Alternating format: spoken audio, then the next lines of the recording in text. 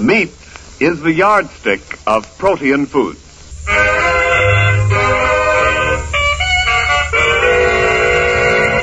The American Meat Institute presents The Life of Riley, a half hour with radio's newest and friendliest family, and starring William Bendix as Riley.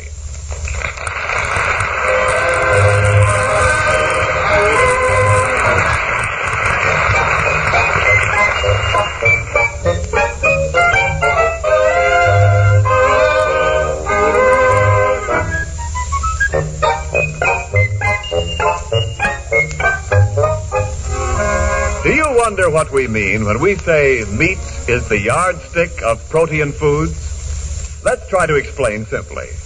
All protein foods contain substances that the doctor and the chemist call amino acids. Now, these are not acids as commonly known, but a name used by science to define certain chemical substances.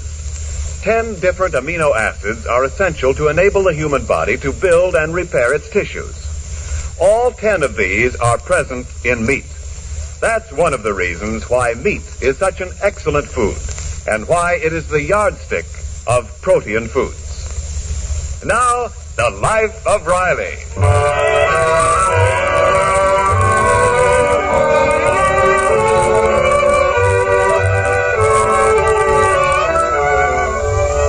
Well, the Rileys are slowly settling down in the small house they've rented just outside Los Angeles. And so far, everything seems to be running smoothly. Mr. Riley is due at his job at the wharf plant at 8 a.m., so we find him now in the kitchen. Oh, Riley, dear, hurry with your breakfast. You'll miss the 7:30 bus. Okay, I'm just buttering my toast with this cream cheese. Gee, remember butter? Oh, and don't forget, during your lunch hour, call the plumber. We have no hot water. Oh, that plumber's a fresh guy. I phoned him up yesterday, and he said if we wanted hot water, we should heat a pot of it on the stove. Well. So I said to him we didn't have a pot big enough for a person to bathe in. Don't worry, Peg, I'll get a plumber here by tonight. Oh, Barbara, what are you doing in that bathroom? It's all right, Mother. Just some bottles fell down. You know, there's no room for anything in that medicine cabinet. Too full of adhesive tape. Yes, Riley. Every time you use that phone at the drugstore, you buy another roll of adhesive tape. Well, gee, Dumplin', it's nice of Mr. Witherspoon to call us to the phone all the time. The least we can do is to give his cash register a nudge. Well, I've got to go down to the drugstore and phone the beauty salon. I'll be right back. All that kid had for breakfast was a cup of coffee and some fresh lipstick. All she does is phone that beauty saloon. Now, dear, a girl her age wants to look her best. Well, that's another reason we need our own phone. She's beginning to go out on dates. When the right boy comes along, she won't need no phone to land him. He'll come in person. Remember that movie we seen with Cleopatra and Casanova? Oh, Casanova. You mean Mark Antony? Yeah. Yeah, look at the boyfriend she had. And not a phone in the joint. Oh, what an exciting love affair that was. Cleopatra and Mark Antony. Oh, what a romance. Well, Peg, we had quite a romance, didn't we? Till we got married. Riley. Gosh, I couldn't make my call. Uncle Baxter is using the phone. Uncle Baxter. Did you have to mention that leech? My food was going down nicely until his name came up. Oh, I'm sorry, Daddy. Now, Riley, stop stewing about Uncle Baxter. That grafter. The weekend he dropped in for 2 years ago is beginning to run out.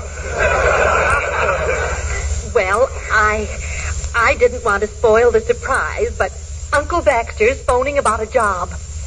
That I won't believe until I see it with my own ears. Well, I wasn't supposed to tell you. Just how many years has Uncle Baxter been out of work? Well, nobody knows exactly. You'd have to look at his birth certificate. Well, I better get ready for school.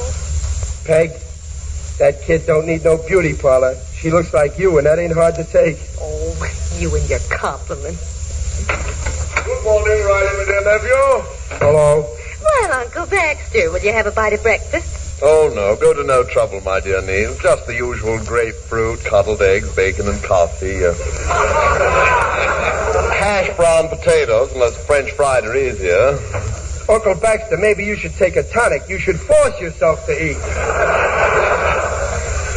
Riley, when one's mind is buzzing with plans, one is much too busy to feel the pangs of hunger. Food is the last thing I think of. Yeah, right before you go to bed. I heard you opening a second front in the kitchen last night. I presume you landed a beachhead on the icebox. Oh, now, Riley, please, dear. Children, now I shall let you in on a little secret. Did you get the job? Now, let's not get ahead of my story, huh? Yesterday, the Flick Smedley Company decided to appoint me director of advertising for the entire West Coast. Oh, how wonderful. Uncle Baxter, have some of my bacon. To cover that much ground, you need plenty of strength. Thank you. The position pays $10,000 a year. Have a cigar, Uncle Baxter, to wash down the bacon. Thank you. Naturally, I would have known of this yesterday, but alas, we haven't a phone in the house. All day long, Flick and Smedley tried to reach me. Well, the details don't really matter. When do you start work? Now we come to the tragic part of the story. When I phoned them just now, it was too late. The job had been filled. Give me back that cigar.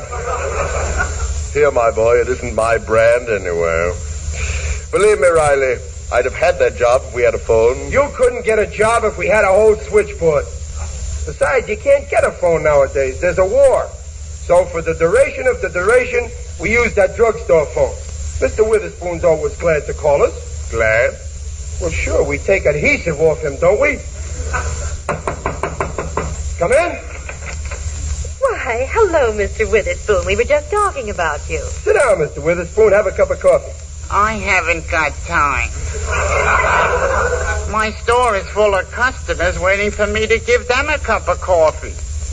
Oh, hello, Mr. Witherspoon. Miss Riley, a girl just phoned you. Oh, just a girl? Miss Riley, you had 14 calls from boys yesterday. This just breaks the monotony. Here's her name on this paper. Oh, thank you. Tincture of Benzedrine. The other side. Oh, Margie Myers. I better call her. Oh, Babs, don't forget to buy a little something while you're there. Get some adhesive tape. Look, Mr. Riley, every time I call you to the phone, you buy adhesive tape. I know you're trying to do me a favor, but you have created a shortage of adhesive tape in this neighborhood. I have? The OPA is asking questions. Tell me, are you starting a black market in adhesive tape? No, I swear Mr. Riley, get your own phone. I've got flat feet from running from my store to your house. Well, why don't you wear arch support? You could sell them to yourself and save your own profit. Why don't you get a boy to help you, my dear apothecary? I've had 9 already. Every time I break one in, he gets drafted. Maybe you know someone who's overage? Yeah, an older man, huh? Hey, how's about hiring Uncle Baxter? Riley, you are not suggesting that I become a soda jerk. Well, it ain't hard. You just add soda to your present occupation.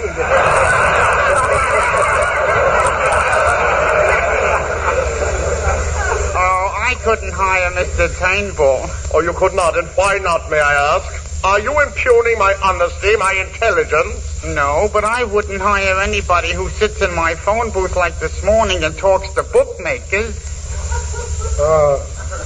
So you talked to Mr. Smedley this morning, huh? You lost the job because we didn't have a phone, huh, Baxter? Well, Riley, surely you don't believe this. Witherspoon, you've lost your senses. I not only lost my senses, I followed the tips you gave me and I lost $30. You'll pardon me, I must shave. Well, don't be too careful. Mr. Witherspoon, in the future, we'll try not to have so many phone calls. Thank you. Oh, Mr. Riley, before I go, could you do me a favor? Well, sure, what is it? Sell me 40 cents worth of adhesive. Well, I'll drop some off on my way to the bus. Thank you. Well, Riley, so Mr. Witherspoon is always glad to call us to the phone, is he? Well, I can't help it. I didn't start the war. But I'm liable to start one with that uncle of yours. Advertising job. They probably wanted him to walk along the street carrying a sandwich sign. Oh, Dad. Yeah? Not having a phone has ruined my whole life. Well, what's the matter? Margie just told me that Gerald wanted to ask me to the prom. But when he couldn't phone me, he went and asked that Gracie Fletcher. And now I haven't got a date. Well, now, honey, don't get upset. Look, I ain't going to the prom and I ain't crying. Child, I'll go and talk to him. Riley, I could not help overhearing the details of Barbara's horrible plight. Uncle Baxter, this, like every other business in this country, is none of your business. Besides, it ain't no horrible plight if my daughter don't go out with that Gerald. I don't trust him. But Gerald's father is a banker. Oh, then he don't trust me, so we're even. Riley, you owe it to your family to get a phone. I told you can't get a phone today. All right, my obstinate nephew. Let your daughter grow up to be an old maid. Do you want to go through life without knowing the thrill of carrying your grandchildren piggyback around the room? No, Uncle Baxter, I gotta have grandchildren, at least two, a boy and a girl. But you need a priority. For grandchildren? For a phone. Say, you think I didn't want a phone? Riley, have you tried to get one? Well, no, I talked it over with myself and we decided it was no use. If I can get you a phone, will you permit me to? Oh, all right. I'll go immediately. Here's 20 cents for your bus fare. What about my lunch? You had it just now with your breakfast. Farewell, Riley. When you come home tonight, there will be a phone in this house. Oh, Riley. How's that? Oh, she's all right. Holy smoke, 7:20. Time I kissed you goodbye. Well, you're in rare form this morning, Riley. You know, Dumpling, for a couple that's been hitched for 17 years, our romance is doing pretty good.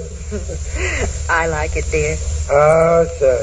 The Rileys don't have to take a back seat for any lovers. Not even Cleopatra and Mr. Anthony.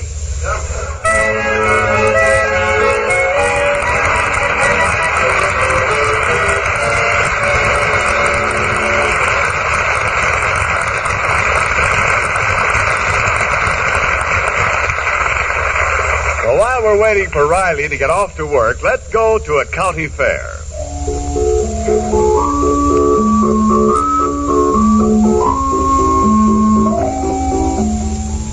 See those fine, sleek hogs with blue ribbons hanging on the pen?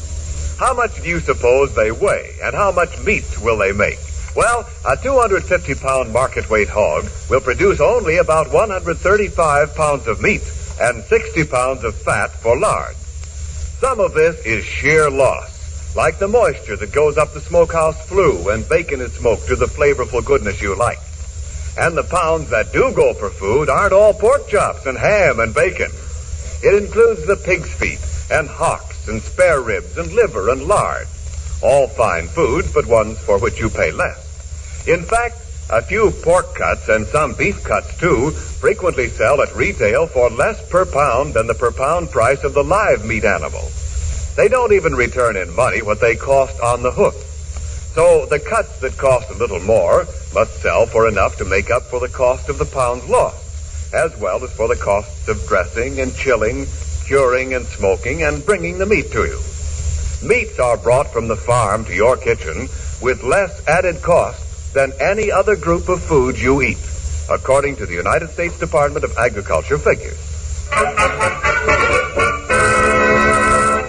And now back to the life of Riley.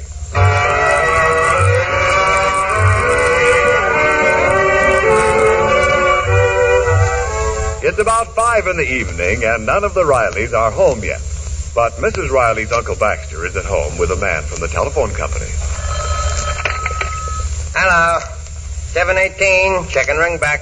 Completed installation. Ring's okay. That's okay. Thank you.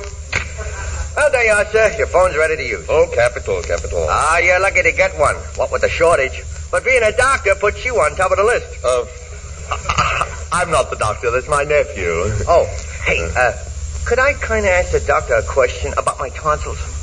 Dr. Riley's not here. He's out on a call. Well, I just wanted him to look at my tonsils. But I could leave them. I got them in a bottle in my car. I'm sorry. Dr. Riley is too busy to take any new patients. Well, okay then. Here, sign here. Dr. Chester J. Riley, per Baxter Turnbull. Thank you very much.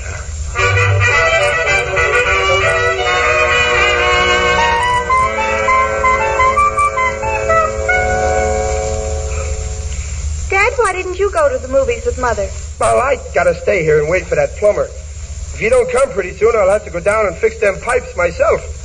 Oh, Dad, look. A car's in front of the house, and a man's getting out. Oh, good. That's the plumber. Now we'll have some hot water.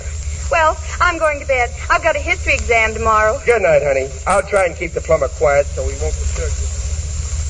Hey, Joe, you see that house? There's a doctor. See? There's the shingle in the window. Dr. Riley. He just moved into the neighborhood. Boy, I sure hope he can do something for my throat. Wait for me, will you?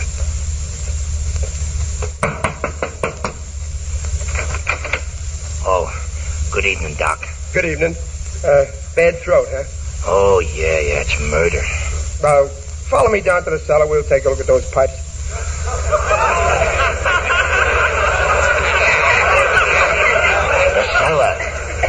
The cellar. Yeah, I've been waiting for you all evening. But Doc, why the cellar? The light's good up here. Look, Bud, don't stand there with your mouth open. Come on, it won't take long. Probably all I need is some gargles. You don't need goggles. This ain't a welding job.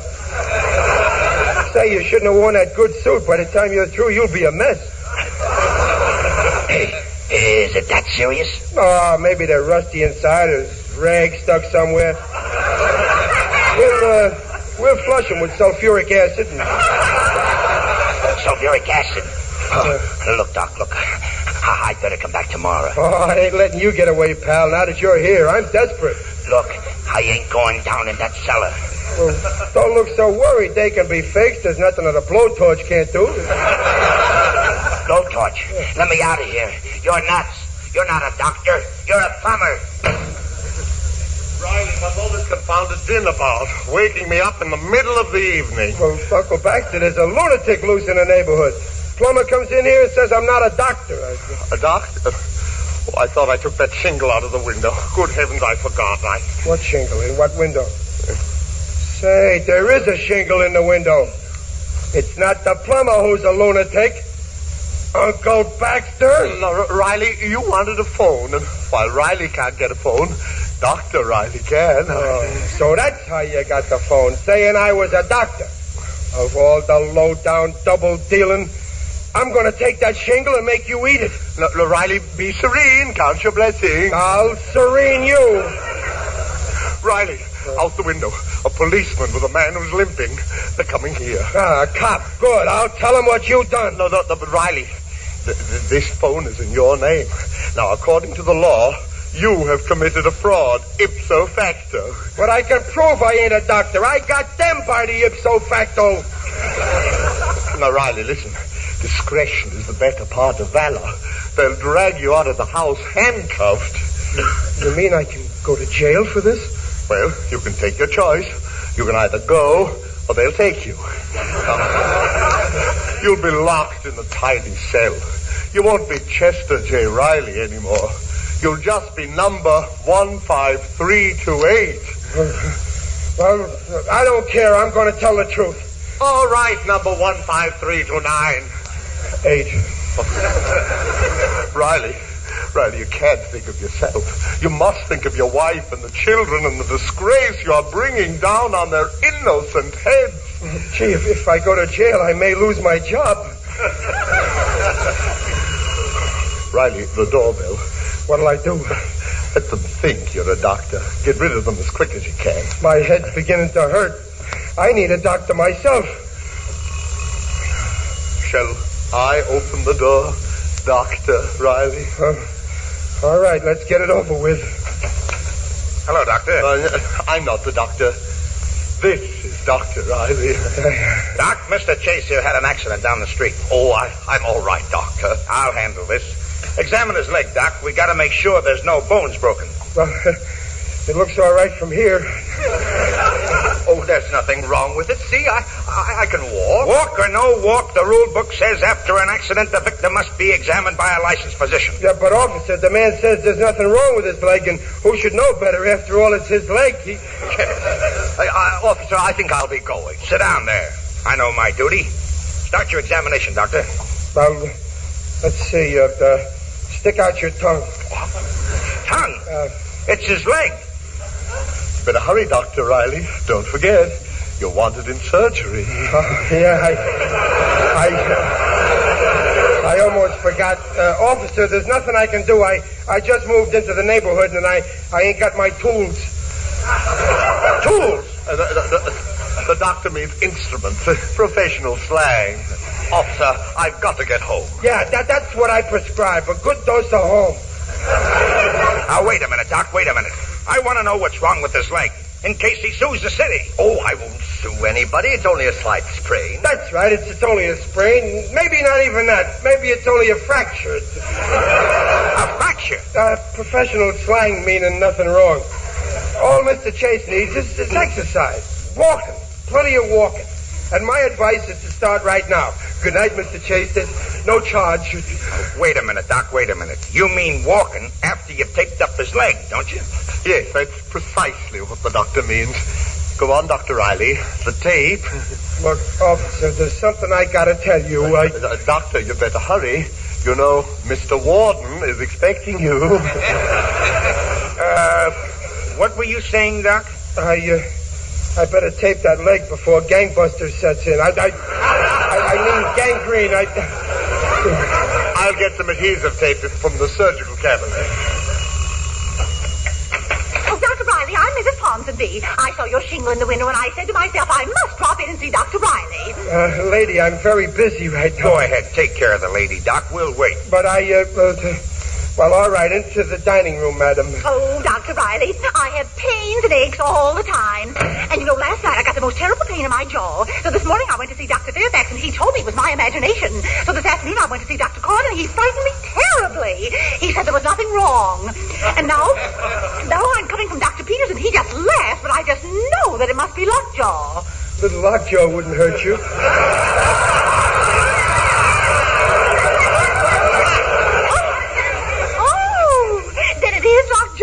Do you think you'll have to operate? I have money. I can afford an operation. Oh, no, I seldom operate. What that jawbone needs is rest. Oh, you mean a month in Palm Springs? Oh, I just love Palm Springs. It's so hot and so cool and so expensive. There's only one thing that'll fix that jaw. Adhesive tape. How quaint. Now, you just wait here unless you'd rather leave. No, I'll wait. Oh, Doctor, you have a wonderful bedside manner.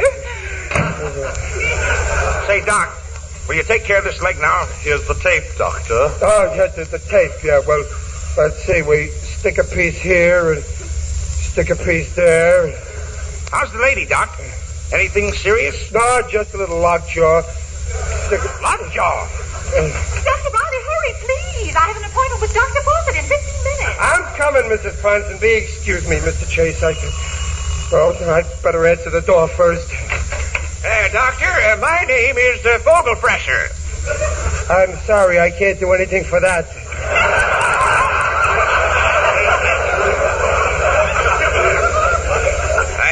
I saw your shingle in the window. Everybody saw that shingle except me. There's something in my eye, Doc. Can you fix me up? Well, I'm pretty busy taping up this man's leg here. Oh, go on, Doc. His eye is more important than my leg. No, okay. Here, let me lift that eyelid. Hey, now, take it easy, Doc. Anything there? Yeah. There's an eye. and a speck of dust. We'll try and work it out. Now, close your eyes. Now, open your eyes. Now, close them. Yeah, they're closed. Can you see anything? No. Interesting. Dr. Riley, now will you please finish taping my leg? Oh, yeah, sure. Yes, but what about my eye? I pronounce it cured. Dr. Riley, you better do something. I'm beginning to feel better. Hey, Doc, can I open my eyes now? Yeah, open them. Well, Mr. Chase, your leg's all finished. You can go now. Oh, thanks, Doctor. Oh! What's the matter? Now I can't walk. And I can't talk. And I can't see. And I can't stand it. Hello? What? A maternity case? Well, you better call somebody else. I'm busy. How much can a doctor like me do? Now, Doc, if that's the case with the stork, you go on over there. Come on, folks, everybody out. Dr. Riley's got an emergency. What about my jaw? What about my eye? And my leg? Folks, the flatfoot is right. What's an eye or a jaw or a leg compared to a bundle from heaven? A blasted event. Everybody out. Come on. Good night, Doc. Holy smokes. Riley, I came through the back door. I phoned you from the drugstore. Oh, then that was you with the stork. Yes, a clever ruse to get rid of them, huh? Oh, what a night. And all because you had to have a phone. We're taking it out first thing in the morning. Well, you're the boss, Riley. Now to remove the shingle. Yeah, I get that. It's stuck. I cut myself. It's bleeding. Give me some of that adhesive, will you? Oh, Uncle Baxter. Not adhesive. Huh? A tourniquet. And I'll put it on for you. Me, Dr. Riley. Riley, you have the strangest look on your face. Riley's also... Uncle Baxter, if you do me one favor, I'll never say another harsh word to you. What's that, Riley? Let me apply this tourniquet to your neck. Riley!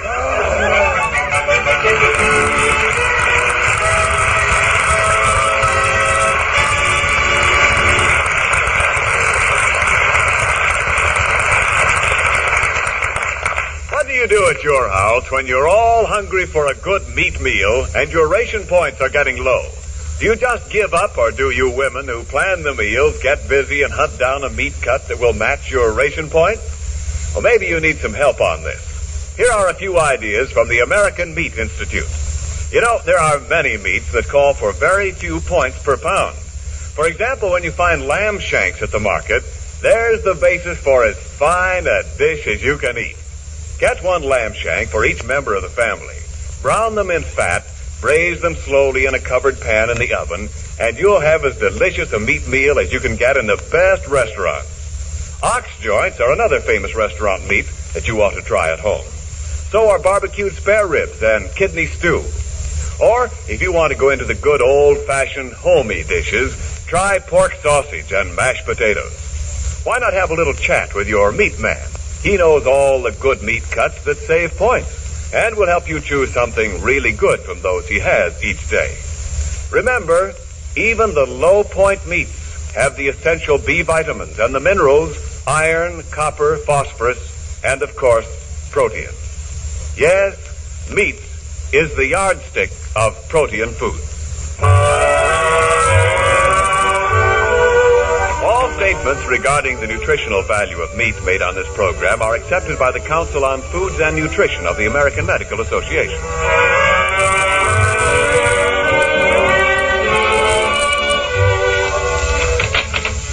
Well, Riley, you still up? Yeah, Dumpling. How was the movie? Oh, it was wonderful, Riley. I saw a Dr. Gillespie picture. Oh, such excitement. You wouldn't believe what those doctors go through. Well, you should have been there. I should have been there.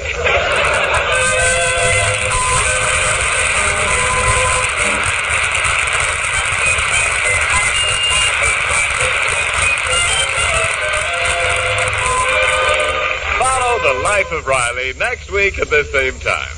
William Bendix, who appears on this program by arrangement with Hal Roach, can be seen currently in the 20th Century Fox picture Lifeboat. The Life of Riley was directed by Don Bernard with music by Lou Kozloff. It came to you from Hollywood. This is Ken Niles saying, see you next week.